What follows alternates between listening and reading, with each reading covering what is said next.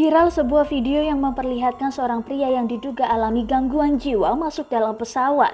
Diketahui pria itu masuk secara ilegal ke dalam pesawat ATR milik maskapai berplat merah.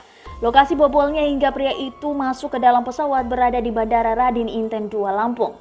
Dalam video amatir durasi 30 menit yang beredar terlihat petugas keamanan AFSEK PT Angkasa Pura II, anggota TNI dan pihak maskapai mengeluarkan si pria yang diduga alami gangguan jiwa secara paksa.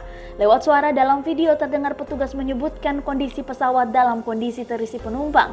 Mirisnya, saat upaya pengeluaran paksa tampak pria yang diduga alami gangguan jiwa dilempar seperti bukan manusia dari atas pesawat.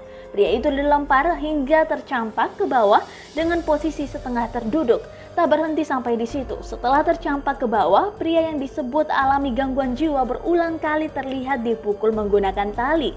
Viralnya video itu mendapat beragam tanggapan dari publik figur, seperti artis seni peran Rosiana Dewi yang menuliskan komentar di berandanya kecewa.